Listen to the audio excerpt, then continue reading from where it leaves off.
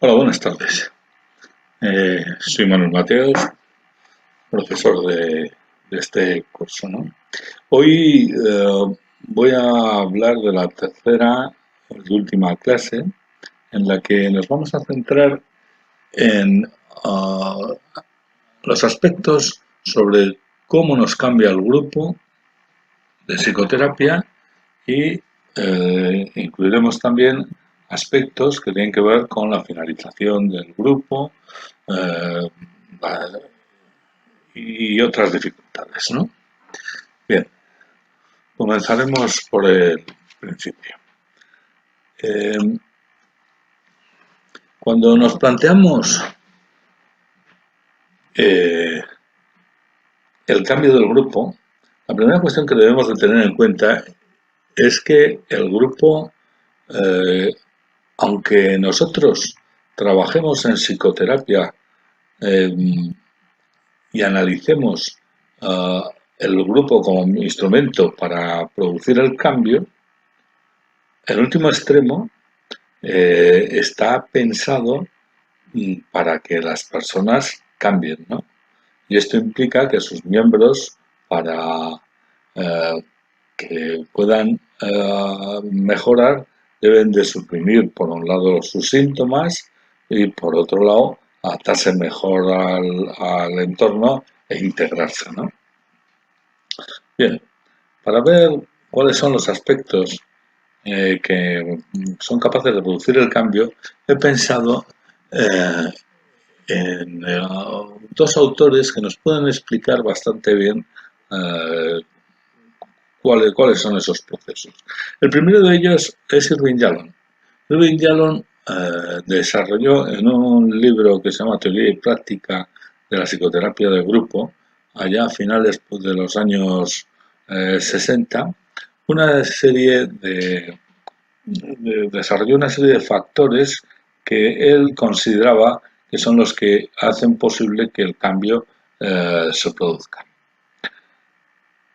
Para hacerlo, él utilizó un sistema que tiene sus limitaciones, pero que también tiene la frescura de recoger una información muy directa. Él desarrolló una serie de criterios de lo que la literatura, los conocimientos hasta ahora del grupo habían señalado como factores de cambio, ¿no? Y estos los escribió en una serie de fichas que dio al grupo de pacientes que estudiaba y a los terapeutas que también estudió, ¿no? O sea, estamos diciendo que estudió en realidad 4 grupos: 2 de pacientes, unos que habían ido bien en la psicoterapia y otros que habían ido mal, con malos resultados en la psicoterapia. Y eligió otros 2 grupos de terapeutas, unos que habían tenido éxito en la psicoterapia y el otro grupo de aquellos que tenían malos resultados con la psicoterapia. A todos les dio estas fichas y les pidió que las ordenaran en función de los criterios por los que ellos consideraban que había mejorado su funcionamiento y su adaptabilidad, ¿no? Claro, como veis, aquí los criterios que se eligen eh, lo son en función de algo subjetivo de los pacientes y de los terapeutas, ¿no? Los pacientes refiriéndose más a su propia experiencia, mientras que los terapeutas, pues además de la experiencia, se basaban en, en la teoría a la que se escribían, etcétera, ¿no? Bien, de todo esto, él extrae la idea de que hay como 2 tipos de factores que producen el cambio. Unos los llama él catalizadores. Catalizadores quiere decir que por sí mismos no son capaces de producir el cambio, sino que lo que hacen es crear unas condiciones que facilitan el que ese cambio se pueda producir, ¿no? El término catalizador viene del ámbito de la química y entre estos factores se encontró, por un lado, la universalización. Denomina universalización a esa experiencia que ocurre cuando los pacientes están sufriendo sus síntomas, su trastorno, como lo queramos llamar, se sienten muy solos, se sienten diferentes de los demás. Y además sienten culpa por lo que puedan sentir sus familiares que sufren por su situación, se preocupan y a veces entran claramente en enfrentamiento. Cuando un paciente llega al grupo, se encuentra con otras personas que sufren cosas muy parecidas a él mismo y sienten que son entendidos y son escuchados, ¿no? Por otra parte, estos mismos pacientes van a ver cómo otras personas que están en el grupo y están en distinto nivel de evolución, porque ya han pasado por otras fases, les van a permitir ver las posibilidades que tienen si permanecen en el tratamiento. Esto que llamó universalización es un efecto genérico que en sí misma no es capaz de producir cambio, pero facilita la adherencia al tratamiento, facilita un sentimiento de mutualidad que va a ayudar a este proceso. Esto mismo que decía es el segundo factor también, ¿no? El de infundir esperanza. Ver que otros van avanzando y van superando las mismas dificultades que uno está sufriendo, le permite a uno mirar hacia adelante con la esperanza de resolverlo. En el grupo, además, se ofrece información que ayuda a entender qué es lo que nos pasa, información que nos contiene, nos aclara por dónde debemos de ir, en fin, que produce una comprensión de cuál es ese proceso de sufrimiento. El altruismo también tiene una gran influencia porque el altruismo nos pone en marcha, saca de nosotros lo creativo cuando se lo ofrecemos a los demás, ¿no?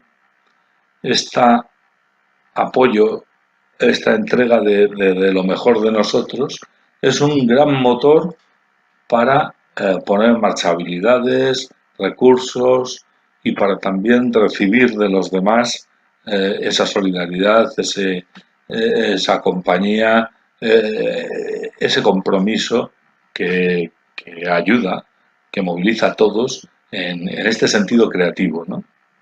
Por último, la catarsis. La catarsis es esta experiencia emocional intensa que hace que se desarrolle, ¿no?, la cohesión, vínculos mutuos y estrechos. Digamos que es como poner al fuego, ¿no?, y que se movilicen muchos aspectos de los participantes en la psicoterapia, ¿no? Nuevamente, tampoco produce el cambio por sí mismo, sino que lo que hace es facilitar, crear unas condiciones que ayudan a que se produzca este cambio. Hay muchos grupos que se basan justamente en esto, en la catarsis. Consideraremos que por sí mismo esta expresión, este desahogo que se pueda producir en un momento determinado no va a cambiar a nadie de una forma permanente, produce un estado ficticio de mejoría por el propio desahogo, ¿no? Bien. Luego hay otros factores que sí que tienen esa posibilidad de producir en nosotros un cambio, ¿no? La comprensión de uno mismo permite conocer las partes desconocidas de nosotros que nos van a ayudar a entendernos, a entender qué es lo que ponemos en juego en la relación, etcétera, ¿no? Este descubrimiento a veces implica partes negativas de nosotros mismos y puede ser doloroso, ¿no? Pero muy frecuentemente, y además a mí me parece que la forma más consistente eh, para el cambio es cuando descubrimos partes nuevas, nos encontramos jugando roles diferentes, nos encontramos desarrollando aspectos de nosotros que probablemente en nuestras familias pues no nos han permitido disfrutar desarrollarlos, ¿no? Porque no se nos consideraba con esa habilidad o ese rol se había asignado a otro miembro de la familia. El hacerlo en el grupo supone un gran descubrimiento que permite mm, incorporar esos patrones conductuales y emocionales eh, a nuestro propio repertorio, ¿no? En el grupo se aprenden muchas cosas y se aprende a imitar algunos aspectos que consideramos valiosos de los demás, ¿eh? Esto no se realiza siempre a nivel consciente, pero poco a poco estas conductas de imitación pueden hacerse parte de nosotros, ¿no? Y bueno, Yalom trabajaba en un modelo de psicoterapia interpersonal, ¿no? Eh, en lo cual mm, la base, el centro de la actividad es justamente el trabajar el, el análisis de las relaciones interpersonales, descubrir pues qué sentimos, qué nos hace sentir, deshacer malentendidos, todo este tipo de actividad, ¿no?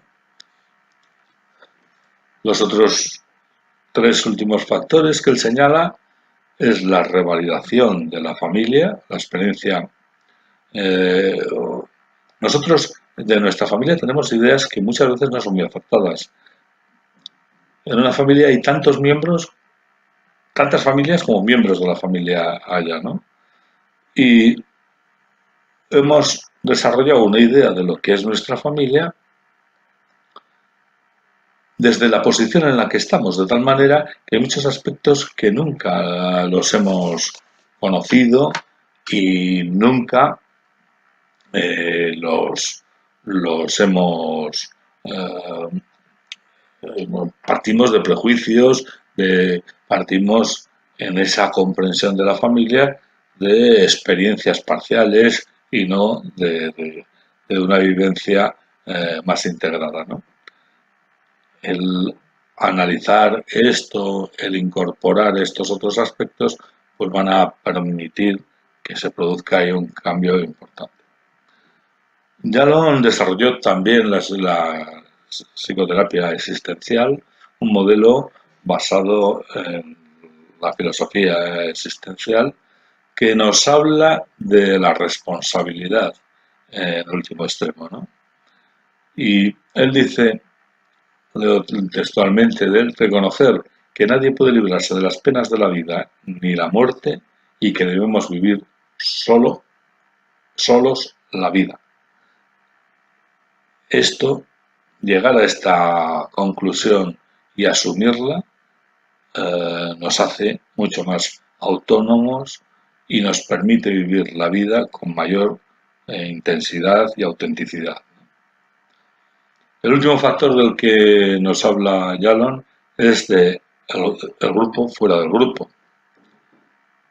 Cuando el grupo no está reunido, no ha terminado de hacer un efecto en nosotros, porque el grupo acaba siendo un intermediario que nos acompaña en situaciones, alentándonos, en situaciones que antes manejábamos más y nos alienta a confrontarnos de una forma distinta en esas situaciones.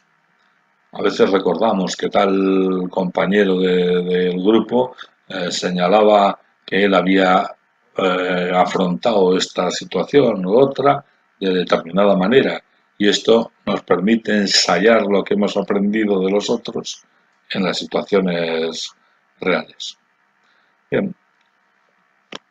Como antes indiqué, él dividió a aquellos pacientes que habían funcionado bien y aquellos que habían funcionado mal. Y lo mismo hizo con los terapeutas, ¿no? Esta es una conclusión muy importante a la que llega Yalom, porque estos pacientes pertenecían a distintos tipos de terapia procedentes de distintas escuelas, ¿no? Y el análisis le llevó a la conclusión de que los terapeutas buenos actuaban de la misma manera independientemente del tipo de psicoterapia que llevara, de la escuela a la que se adscribieran, etc. Su manera de conducirse era muy similar. Y los malos lo hacían de la misma forma. Su manera de conducirse era muy similar. Por lo tanto, lo que nos dice es que en la psicoterapia lo realmente importante no es tanto los conceptos teóricos ni la manera de resolver. Poco importa que uno sea un terapeuta conductual o cognitivo-conductual o humanista o psicoanalista, etc. Lo que importa es cómo desarrolla el vínculo y la relación terapéutica, que es lo que permite que el proceso se pueda dar. Y estamos hablando de aspectos muy humanos que existen en nosotros. Bien, pasemos a otro modelo de ver cómo cambia el grupo. Y para ello me he basado en un artículo que publicó también hace ya bastantes años Rodríguez con Langer, bueno, eran varios autores, ¿no? Ellos se basan en la idea de que la personalidad es la suma de las relaciones objetales, de objeto que tiene el sujeto. Y por lo tanto, el cambio se va a producir cuando somos capaces de transformar esas relaciones objetales que conforman lo que llamaríamos nuestro grupo interno, ¿no? Por lo tanto, el grupo, cuando nosotros nos introducimos en un grupo, cada miembro del grupo va a llegar con su grupo interno. Este grupo interno va a chocar porque nosotros esperamos que los otros se comporten en función de ese grupo interno que nosotros vivimos, ¿no? Y va a chocar con los otros grupos internos de los demás que son diferentes y que tienen formas de relación muy diferentes. De este choque surge una tensión que va a permitir que todo se ponga en desorden y haya que reconstruirlo, ¿no? Y esta reconstrucción se va a hacer a través de la identificación como mecanismo de cambio, ¿no? Donde incorporamos partes de los otros que hasta ese momento no conocíamos, y por otra parte, por la expulsión de aquellos aspectos no deseados de nosotros a través de la proyección, que si son digeridos, si son elaborados en el grupo, pueden regresar a nosotros de una forma mucho más atractiva y realista.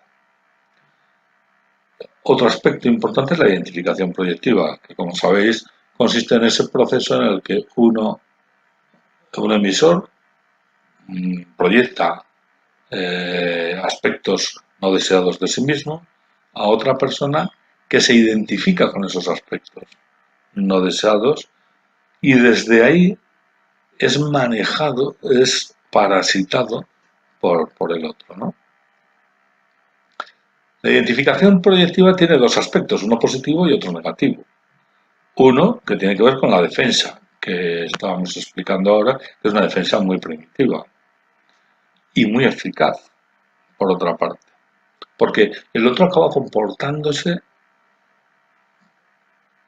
como nosotros deseamos y la parte no deseada de nosotros es vivida por el otro, de tal manera que yo consigo esa expulsión porque lo tiene el otro, ¿no? Pero también es una parte que permite incorporar muchos aspectos muy positivos, muy valiosos, que se van a ir, que los otros nos van a ir depositando en ese proceso. Entonces, como vemos, esto es un juego de dar y recibir.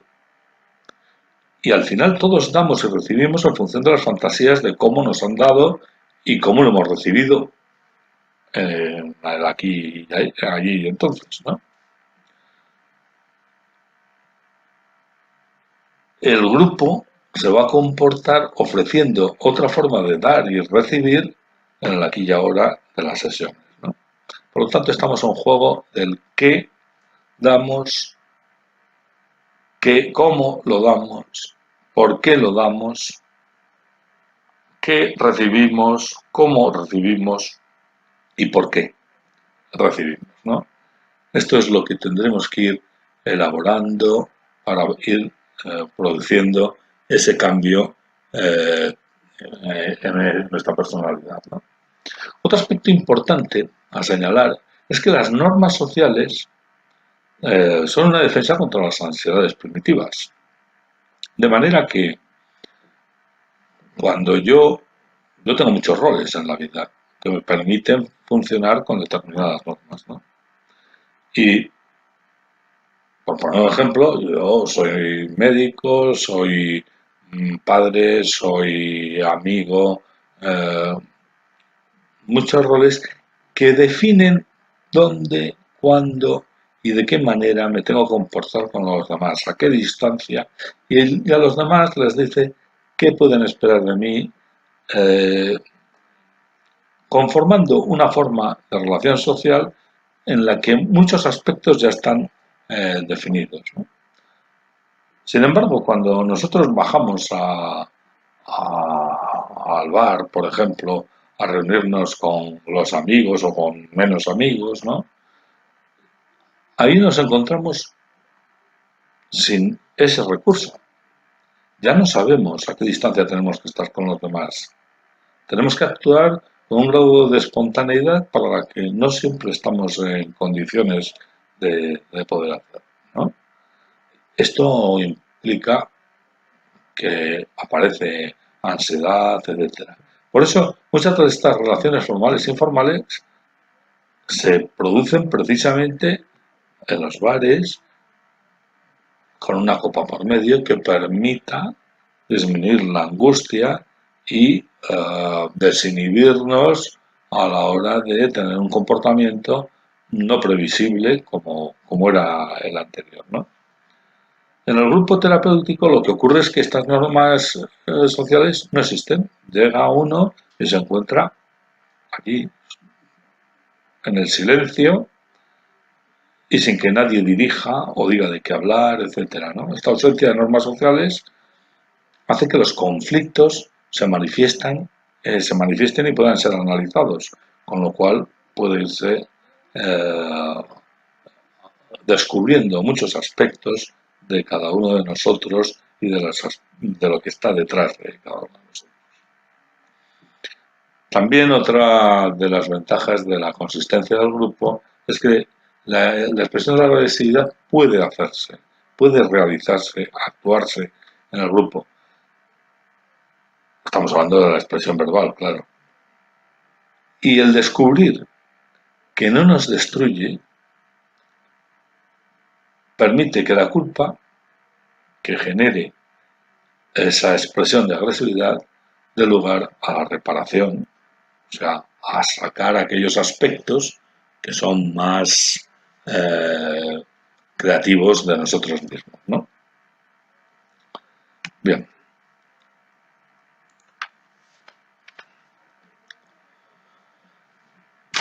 La interpretación es otro aspecto importante, ¿no? Es el instrumento que nosotros utilizamos como terapeutas, ¿no? En principio busca hacer consciente el inconsciente del aquí y ahora, mostrando cuáles son las resistencias al cambio dentro de una formulación transferencial. Esto que viene de nuestro pasado y se actualiza en la relación del aquí y ahora es la piedra angular del tratamiento psicoanalítico, ¿no? Y en el grupo analítico es la piedra angular también, ¿no? Cuando la interpretación es acertada, se consigue un cambio de clima en el grupo que permite ir avanzando y vuelven a emerger otros nuevos problemas con los que seguir trabajando, ¿no? ¿Y cómo interpretamos algunos de estos aspectos? Por ejemplo, cuando el grupo no tiene historia. El grupo empieza el día que se reúne, el primer día en que se juntan, ¿no? Entonces, cualquier referencia a la infancia debe ser entendida como a la infancia del grupo, como aquellos momentos del nacimiento, ¿no? También debemos entender que el grupo es una totalidad psicológica, de tal manera que cuando un participante expresa un conflicto, vamos a entender que ese material está latente o callado en todos los demás miembros del grupo. Y por lo tanto, vamos a trabajar como que todos estos aspectos no expresados, no actuados, están en todos nosotros, ¿no? Este trabajo nos debe de llevar a trabajar en el grupo de una manera en la que una parte de nosotros está en la sesión y la otra puede estar un poco apartada y dándonos la distancia para poder entender. En este sentido, parece muy importante que no avancemos interpretaciones hasta que no puedan ser digeridas y hasta que no tengamos una hipótesis para la interpretación que sea consistente y elaborada, ¿no?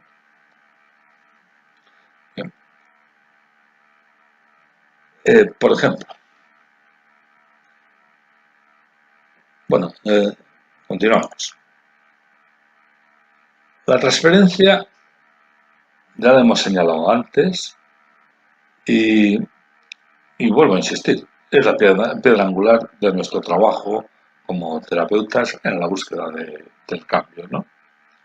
Debe de ser comprendida en su dinámica integral, no solo en términos del pasado, sino de lo que ocurre en la sesión, en el aquí y ahora, ¿no? Tenemos que tener en cuenta que la ambivalencia en el grupo se produce de una forma diferente a como ocurre en la relación bipersonal, ¿no? En la relación bipersonal, habitualmente, lo que ocurre es que a veces aparecen elementos transferenciales, según va avanzando la relación, van apareciendo otros. Pero en el grupo, lo que ocurre todo de una forma simultánea. Por ejemplo, uno puede tener una transferencia negativa hacia el terapeuta y, sin embargo, el compañero que está al lado puede tener en el mismo instante transferencias positivas. ¿Esto qué efecto va a tener? Que vamos a percibir esas transferencias positivas. Y esto nos ofrece posibilidades de cambios simultáneos con una serie de carambolas que hacen muy creativa este proceso, ¿no? Tenemos que tener en cuenta que comprender los conflictos reactivados en el grupo implica conocer los impulsos instintivos que lo originaron, y las angustias persecutorias y depresivas que están detrás de ellos, ¿no? El terapeuta va a tener como principal arma para entender lo que ocurre el análisis de su propia contratransferencia. El terapeuta no está ajeno a los movimientos transferenciales que va a aparecer dentro de él, ¿no? De tal manera que las distintas situaciones que se vayan dando en el grupo van a dar lugar a vivencias que tienen que ver con el pasado del propio terapeuta, ¿no? Por eso decía que uno tiene que estar dentro y fuera para poder separar aquello que es del grupo y de aquello que es propio para poderlo entender en su justa medida. Pero está claro que cuando nosotros sentimos, evocamos aspectos nuestros y probablemente son evocados por la situación transferencial que se está dando en el grupo, ¿no? Y por lo tanto, ahí tenemos un libro abierto que nos permite entender estos aspectos con los que tendremos que trabajar durante la interpretación.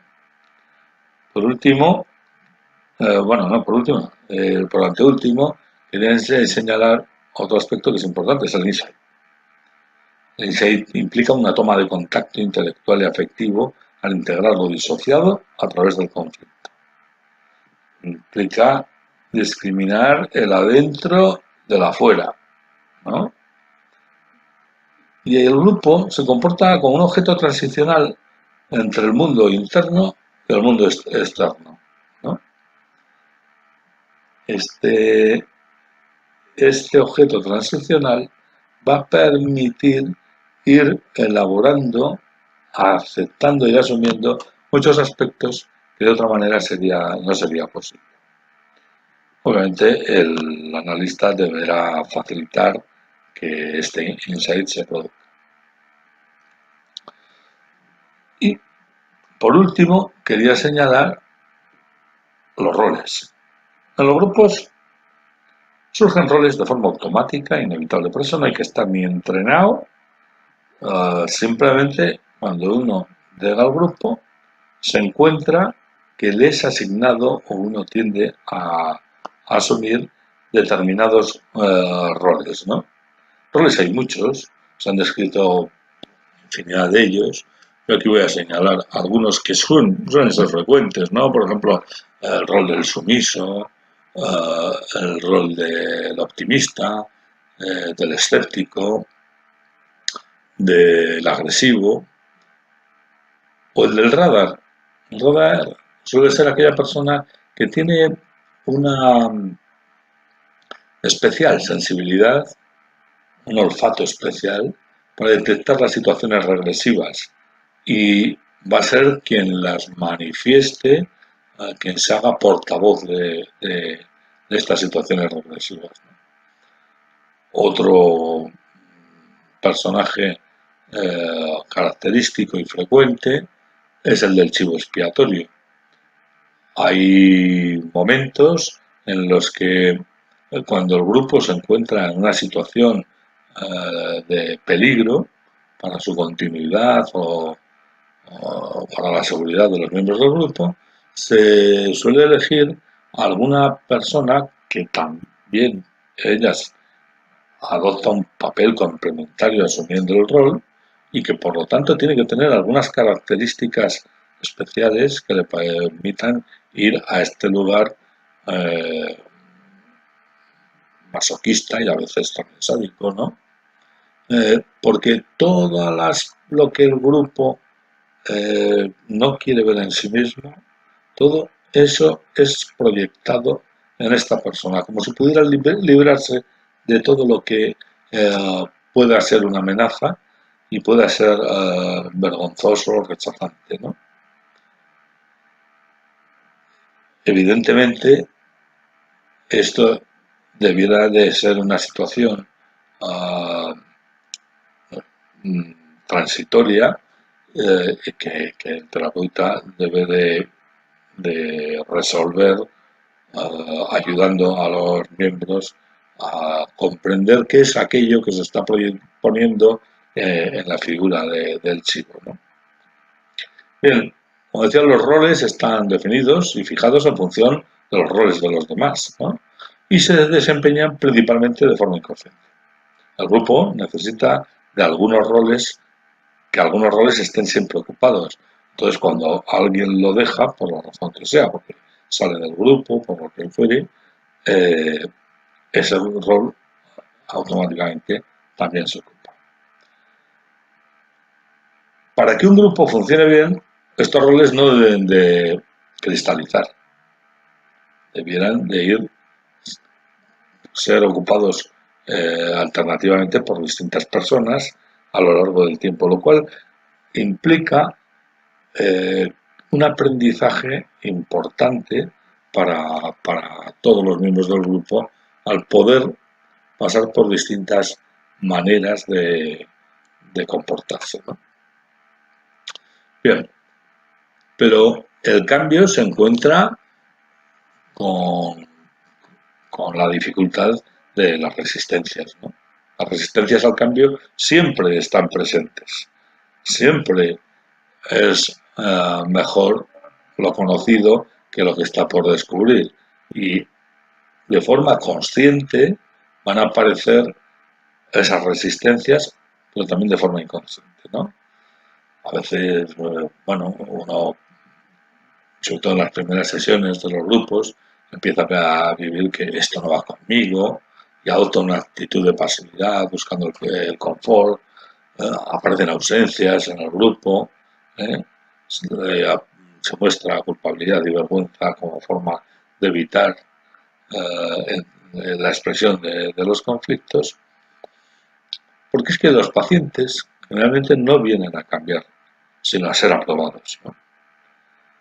En el inconsciente aparecen fantasías omnipotentes de cambiar mágicamente y otras muchas fantasías que nos mantienen en esa posición, ¿no?, de resistencia al cambio. Formas de resistencia son la transferencia, como ya hemos hablado antes, porque en la transferencia lo que uno busca es funcionar de la forma ya conocida, ¿no? Yo me relaciono con el otro como si fuera aquel con el que ya me relacioné y que ya sabía cómo hacerlo, ¿no? Otras formas son las descargas directas en las que no se produce la simbolización, ¿no?, que hemos denominado acting out, ¿no?, a través de abandonos, retrasos, complacer al terapeuta, oponerse a él, emparejarse con otros miembros del grupo, etc. Y otras resistencias tienen que ver con el grupo como totalidad, ¿no?, a través de los silencios, las repeticiones, incluir al líder como uno más, etc. Hay multitud de formas de expresión de la resistencia, ¿no? Bien, ya para ir terminando quería señalar tres aspectos que me parecen importantes, ¿no? ¿Qué pasa cuando alguien abandona el grupo? Cuando alguien abandona el grupo se produce un vacío y de pronto brota la envidia por irse con el que se va. Esto desarrolla unas importantes fantasías de desaparición del grupo, que son vividas por el líder del grupo, por el terapeuta, por el conductor, por los iguales al que se va y aparecen sentimientos de abandono, de pérdida, que son agresivos, o de triunfo, ¿no?, que son necesarios elaborarlos siempre. En la medida que se pueda ir haciendo este proceso, alguien ocupará el rol del que se fue y el grupo se reorganiza para proseguir su proceso. ¿Cuándo terminar el grupo? Terminar el grupo incluye aspectos como en cualquier duelo: la negación, la lucha, la depresión y la aceptación. Aquí me parece muy importante que cuando el duelo, para que pueda terminar de forma satisfactoria, exige una evaluación. Una evaluación de lo que hemos ganado en el grupo, de lo que hemos cambiado, ¿no? De lo que no hemos cambiado, de lo que nos falta por hacer, ¿no? Y además implica un agradecimiento por lo que se ha recibido, porque si se ha recibido ya es nuestro. Y entonces está ahí disponible en nuestro repertorio de conductas y en nuestras emociones para ser utilizados en distintas situaciones. Es en ese momento cuando podemos desprendernos del grupo y lanzarnos a una vida más autónoma, con mayor integración y más madura, ¿no? Bueno, pues con esto termino estos aspectos importantes, ¿no? De lo que supone los mecanismos, aquellas posibilidades que facilitan y nos permiten cambiar dentro del grupo de psicoterapia. Sin más, un abrazo muy grande y hasta la próxima.